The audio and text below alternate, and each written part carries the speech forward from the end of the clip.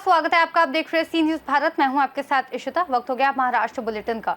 इस bulletin में बात होगी धुले की, जहां जिला योजना समिति की बैठक पालक मंत्री जय कुमार रावल की अध्यक्षता में संपन्न हुई।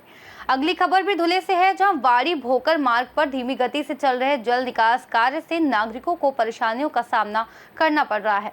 ऐसी तमाम खबरों पे करेंगे विस्तार से बात। खबर धुले से है, जहां जिला योजना समिति की बैठक हाल ही में पालक मंत्री जय कुमार रावल की अध्यक्षता में संपन्न हुई। पालक मंत्री रावल ने प्रशासन में मौजूद सभी अधिकारियों को निर्देश दिए कि जिला वार्षिक योजना में विकास कार्य सिर्फ कागजों तक सीमित न रहे, बल्कि उनमें जिले के समग्र विकास की स्पष्ट झलक दिखाई दे। इस अवसर पर उन्होंने मरीजों के लिए बस सेवा, शहर में बाला साहेब ठाकरे अपना दवाखाना शुरू करने, खराब बिजली मीटर बदलने, सभी स्कूलों की मरम्मत करने, स्वयं सहायता समूहों के उत्पादों के लिए हर तालुका में महिला मॉल स्थापित करने और किसानों की आय बढ़ाने के लिए नवीन योजनाओं को लागू करने जैसे कई महत्वपूर्ण निर्देश दिए। इस बैठक में सांसद डॉक्टर शोभा बच्चव और मौजूद विधायकों ने भी विभिन्न सुझाव दिए। सभागृहामध्ये जे बैठक आयोजित केली होती, या बैठकीमध्ये कोणते कोणते विषयावर चर्चा आणि जिल्ह्याच्या विकासासाठी काय काय विषय करण्यात आले? आज आपल्या जिल्हा नियोजन बैठकीमध्ये सन्मान्य आमदार होते, खासदार होते आणि बरेच अधिकारी तिथे उपस्थित होते। मागच्या वर्षी आपल्याकडे TPDCचा आउटले हा 312 कोटीचा होता। यावर्षी तो 348 कोटी हा जनरलमध्ये आहे, 153 कोटी हा आदिवासी उपयोजनामध्ये आणि 32 कोटी हा समाज कल्याणच्या माध्यमातून आपल्याकडे निधी उपलब्ध आहे। याच्यामध्ये आम्ही सविस्तर चर्चा करून जिल्ह्याचा एक रोड मॅप आपल्याला तयार करायचा आहे। त्याच्यामध्ये या पुढच्या 5 वर्षामध्ये आपल्याला काय प्लॅन करायचा आहे, 2029 पर्यंतचा, 2035 पर्यंतचा, आणि या जिल्ह्याला विकसित देशामधला विकसित जिल्हा करण्यासाठी आपला डिस्ट्रिक्ट स्ट्रॅटेजी प्लॅन विजन 2047 असा तयार करण्याचं आपण ठरवलं। आणि या माध्यमातून आपल्याला जे काय लगेच आपल्याला करण्यासारख्या गोष्टी आहेत त्या ह्या पंचवार्षिकमध्ये आपण करायच्या आणि त्याची सुरुवात ह्या वर्षापासून करायच्या। थोडंसं प्लॅनिंग करून 10 वर्षाचा प्लॅन जो असेल, जसं आपल्याला धुळे जिल्ह्याला 100% बागायत करायचं आणि दुष्काळमुक्त करायचं आहे, तो एक 10 वर्षाचा प्लॅन करू। आणि आपल्या जिल्ह्याच्या सामान्य माणसाचा जो GDP आहे तो वाढवण्यासाठी किंवा त्याचं जीवनस्तर वाढवण्यासाठी जो प्लॅन आहे तो प्लॅन आपण 2047 पर्यंतचा करायचा, अशा प्रकारचा निर्णय झाला। याच्यामध्ये जो शॉर्ट टर्म प्लॅन आहे त्याच्यामध्ये आमदार, खासदार आणि लोकप्रतिनिधींनी अनेक योग्य अशा सूचना दिल्या।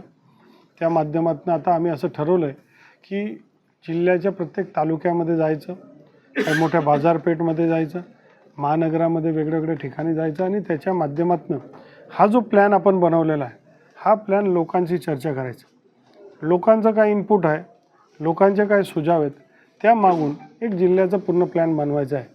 कारण शेवटी प्रत्येक गोष्टीला एक कुठेतरी एक मर्यादा आहे किंवा एक अंत आहे। मग आपल्या जिल्ह्यामध्ये दुष्काळ आहे तर त्याला मुक्त करण्यासाठी काय करावं लागेल आणि किती वर्षात करावं लागेल, तो आज ना उद्या संपवावा लागेल तो विषय। घरकुल आहे, किती लोकांना घरं लागणार आहेत, तर ह्या 5 वर्षात किती, पुढच्या 10 वर्षात किती, असा एक प्लॅन बनवायचा आहे। तर प्रत्येक विभागाने आपला प्लॅन बनवायचा आहे की धुळे जिल्ह्यामध्ये किती रोड्स आहेत ते तयार करणे, किती बंधारे आहेत ते तयार करणे, किती वर्षात होईल। कारण शेवटी आपण ही देखील आपल्या सगळ्यांना अभिमानास्पद बाब आहे की 75 वर्षाच्या कमी प्रवासामध्ये भारताने फार मोठा प्रवास केला आहे। भारताच्या सर्वसामान्य माणसाने फार मोठं योगदान केलं आणि आज पाहता एक सामान्य गरीब असलेला देश आज जगामध्ये 3ऱ्या क्रमांकाची मजबूत अशी अर्थव्यवस्था आपली झाली। 3रा क्रमांक म्हणजे आपण जापानच्या पुढे, फ्रान्सच्या पुढे, इंग्लंडच्या पुढे, अनेक जर्मनीच्या पुढे मी म्हणणारे देश यांना मागे आपण टाकलेलं। आता चीन आणि अमेरिका आहे आणि त्यांनासुद्धा पुढच्या काळामध्ये भारताच्यामध्ये एवढं ताकद आहे, या भारतीय माणसाच्यामध्ये एवढी बुद्धिमत्ता आहे, त्यांना आपण मागे टाकता येईल आणि म्हणून त्या संदर्भात प्लॅन आपल्याला तयार करावा लागणार आहे। धुले से सी न्यूज़ संवाददाता नीलेश परदेशी की रिपोर्ट। धुले जिले के जैविक किसानों ने कृषि विभाग के सरकारी अधिकारियों का सम्मान और अभिनंदन किया। सेवानिवृत्त जिला कृषि अधीक्षक अधिकारी अनिल भोकरे ने कहा, आज हमें जो सम्मान मिला है वो हमें नई आशा और जिम्मेदारी दे रहा है। भले ही सेवा समाप्त हो गई हो, लेकिन कृषि से हमारा नाता कभी खत्म नहीं होगा। इसलिए हम किसानों की उपज को बाजार में उपलब्ध कराने का प्रयास जारी रखेंगे। इस अवसर पर परियोजना निदेशक आत्मा धुले, हितेंद्र सोनवड़े, जिला अधीक्षक कृषि अधिकारी वाशिम आरिफ शाह, कार्यक्रम समन्वय कृषि विज्ञान केंद्र धुले दिनेश नांद्रे आदि मंच पर मौजूद थे। कार्यक्रम का परिचय जैविक कृषि भूषण और गो संजीव संस्था के संस्थापक दिलीप पाटिल ने किया। मुख्य अतिथि के रूप में बोलते हुए जिला अध्यक्ष कृषि अधिकारी वाशिम आरिफ शाह ने कहा कि पूर्व कृषि सचिव और आयुक्त सुधीर कुमार गोयल और विभागीय कृषि संयुक्त निदेशक आर.एस. पाटिल ने धुले को जो प्यार और विश्वास दिया, उसने जैविक खेती आंदोलन को सफल बनाया।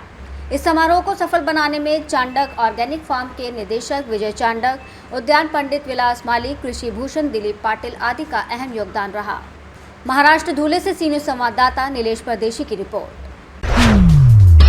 धुले शहर के देवपुर इलाके में वाड़ी भोकर मार्ग पर पिछले 1.5 महीने से चल रहे भूमिगत जल निकासी कार्य से स्थानीय नागरिक परेशान हैं। कार्य की अत्यंत धीमी गति के कारण नागरिकों को काफी कठिनाइयों का सामना करना पड़ रहा है। इस कार्य के दौरान ठेकेदार के कर्मचारियों ने कई घरों की पेयजल पाइपलाइनें तोड़ दी हैं, जिससे नागरिकों को मानसून के दौरान पेयजल के लिए संघर्ष करना पड़ रहा है। वाड़ी भोकर मार्ग देवपुर का एक महत्वपूर्ण मार्ग है, चूंकि इस मार्ग पर धार्मिक स्थल, महाविद्यालय के साथ साथ वाड़ी भोकर और वलवाड़ी जैसे गांव भी हैं, इसलिए यहाँ यातायात काफ़ी रहता है। जल निकासी कार्य के कारण सड़क पर काफ़ी धूल उड़ रही है, जिससे यातायात बाधित हो रहा है। इससे नागरिकों और वाहन चालकों दोनों को परेशानी हो रही है। स्थानीय नागरिक इस कार्य को जल्द से जल्द पूरा करने की मांग कर रहे हैं। वहीं डॉक्टर संजय बोरकर और राजू बोरसे द्वारा दी गई जानकारी के अनुसार यदि मनपा आयुक्त और महाराष्ट्र जीवन प्राधिकरण के अधिकारी इस ओर तत्काल ध्यान नहीं देते और समय पर काम पूरा नहीं करते तो स्थानीय नागरिक मनपा और एमजेपी के खिलाफ जन आंदोलन शुरू करेंगे। 1 महिन्यापासून अंडरग्राउंड ड्रेनेजचं काम चालू आहे, त्याच्यामुळे पाईपलाईन फुटलेल्या आहेत। माझ्या दवाखान्याच्या खालून जोरजोरात पाणी वाहतं आहे। लवकर त्याचा बंदोबस्त करण्यात यावा आणि काम लवकरात लवकर पूर्ण करण्यात यावं। काय नाव तुमचं? ट्रॅफिकला सुद्धा इथे खूप त्रास होतोय वाडी भोकर रोडला। काय नाव तुमचं? डॉक्टर बोरकर। भोकर रोडला होम चेंबर झालेले नाहीत। 2 वर्षापासून लोकांना खड्ड्यामध्ये रस्ता देत आहेत। 2 ते 2.5 वर्षापासून रस्त्या खड्ड्यात आहे, पण यांना मग लोकांना काय सेवा दिली यांनी भुयारी गट्टीच्या नावाने। महाराष्ट्र धुले से सी न्यूज़ संवाददाता नीलेश परदेशी की रिपोर्ट। इस बुलेटिन में फिलहाल इतना ही। देश और दुनिया की तमाम बड़ी जानकारियों के लिए बने रहिए सी न्यूज़ भारत के साथ।